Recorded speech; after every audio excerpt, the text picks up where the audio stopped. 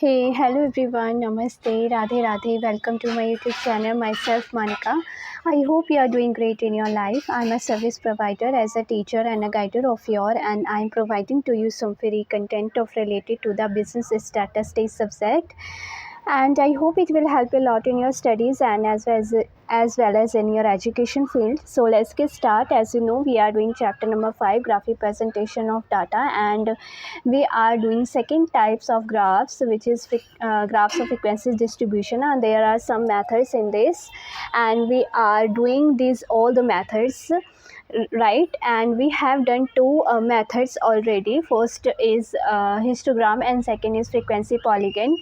And now let's move on the next method, which is smooth frequency polygon curve. So let's see कि ये क्या होता है. Smooth frequency curve is similar to direct method of frequency polygon, with the only difference that तो frequency curve जो होता है, smooth frequency curve, वो थोड़ा बहुत जो है सिमिलर होता है direct method of frequency polygon की तरह, with only difference that plotted frequencies are not join with the help of scale, rather they are join with free hand.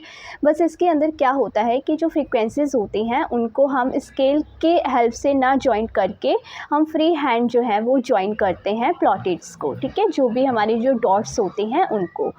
So this is evident from the following example. हम इसको इस example के through समझेंगे. यहाँ पे एक illustration number 15 दिया हुआ है. Prepare histogram, frequency polygon and smooth frequency curve from the following data. तो इट मीन्स कि हमें इस क्वेश्चन में तीनों ग्राफ जो हैं वो एक साथ ड्रॉ करने हैं. So this is the illustration number 15 and this is the solution of this illustration. So यहाँ पे हमें जो क्लास इंटरवल गिवन है हम उनको लिखेंगे. फ्रीक्वेंसीज जो है वो गिवन है. वाई एक्सिस पे मैंने फ्रीक्वेंसीज ली हैं एंड एक्स एक्सिस पे मैंने क्लास इंटरवल्स लिए हैं. उसके बाद अकॉर्डिंग टू द क्वेश्चन मैंने histogram graph, frequency polygon graph and frequency curve graph जो है वो ड्रॉ किया है एक ही में. ठीक है, एक साथ. तो जैसे पहले हम हिस्टोग्राम को देखेंगे कि हिस्टोग्राम का ग्राफ किस तरीके से ड्रॉ होगा.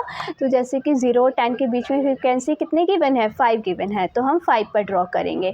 फिर 10 और 20 के बीच में कितनी फ्रीक्वेंसी गिवन है, 8 गिवन है, तो 8 पर हम ड्रॉ करेंगे.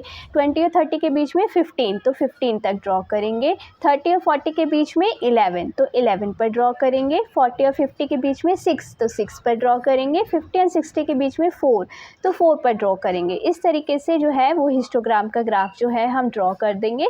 उसके बाद इनके बिल्कुल मिड में हिस्टोग्राम के जो रेक्टेंगल बार्स बनाए हैं इनके बिल्कुल मिड में हम डॉट्स जो हैं वो प्लॉट करेंगे. एंड एक्स एक्सिस के दोनों साइड पे हम एक एक और क्लास इंटरवल एक्सटेंड करेंगे और वहाँ पे भी हम डॉट प्लॉट्स कर देंगे. और with the help of the scale हम इसको जो है डॉट्स को एक दूसरे से जॉइंट कर देंगे. इसको हम बोलेंगे फ्रीक्वेंसी पॉलीगन. ठीक है, as you can see this is the frequency polygon. This is the symbol of the frequency polygon graph. And histogram का जो इस तरीके से हमने लिया है. नाउ जो हमने स्मूथ फ्रीक्वेंसी कर्व बनाया है इसके अंदर वो मैंने फ्री हैंड बनाया है. इसमें मैंने कोई स्केल यूज़ नहीं किया है. बस इस डॉट्स को मैंने फ्री हैंडली एक दूसरे से क्या है इस तरीके से जॉइंट कर दिया है. ठीक है, कर्व शेप में. ठीक है, स्मूथ कर्व, इसी को बोलते हैं स्मूथ फ्रीक्वेंसी कर्व. तो आई होप आपको अच्छे से समझ आया होगा ये वाला questions regarding of this method which is smooth frequency polygon curve. Right, now let's move on the next illustration. This is also related to this method.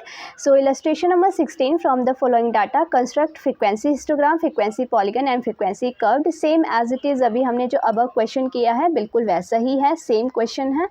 बस इसके अंदर फिगर्स जो हैं वो डिफरेंट है. यहाँ पे वेजेस गिवन है क्लास इंटरवल में एंड वर्कर्स गिवन है 2, 4, 11, 15, 25, 18, 15, 4, 2. तो क्वेश्चन के अकॉर्डिंग हम सेम अभी जो जैसा हमने इलस्ट्रेशन नंबर 15 में ड्रॉ किया था उसी तरीके से इसका भी ड्रॉ करेंगे. ठीक है, तो हिस्टोग्राम का पहले ड्रॉ करेंगे. जैसे कि 0 और 10 के बीच में 2 दिया हुआ है तो 2 पर ड्रॉ करेंगे. उसके बाद 10 और 20 के बीच में 4, तो 4 पर ड्रॉ करेंगे. 20 और 30 के बीच में 11, तो 11 पर ड्रॉ करेंगे. 30 और 40 के बीच में 15, तो 15 पर ड्रॉ करेंगे. उसके बाद 40 और 50 के बीच में 25, तो 25 पर ड्रॉ करेंगे. 50 और 60 के बीच में 18, तो 18 पर ड्रॉ करेंगे. ठीक है। 60 और 70 के बीच में 15, तो 15 पर ड्रॉ करेंगे।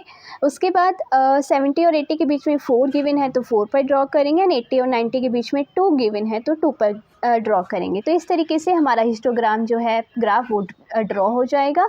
उसके बाद with the help of the scale हम फ्रीक्वेंसी पॉलीगन जो है उसको ड्रॉ करेंगे। तो जॉइंट आपको पता ही है, अभी डॉट्स को हम हिस्टोग्राम के रेक्टेंगल बार के बिल्कुल मिड वैल्यूज़ में डॉट्स को प्लॉट करेंगे और उनको with the help of the scale एक दूसरे से जॉइंट कर देंगे, ठीक है। तो फ्रीक्वेंसी पॉलीगन ये वाला है हमारा, एंड हिस्टोग्राम जो है ये वाला सिंबल का है। नाउ फ्रीक्वेंसी कर्व जो है उसे हम फ्री हैंड से ड्रॉ करेंगे, ठीक है। इनको हम डॉट्स को एक दूसरे से जॉइंट कर देंगे इस तरीके से free handily in the curve shape, smooth curve shape में, ठीक है।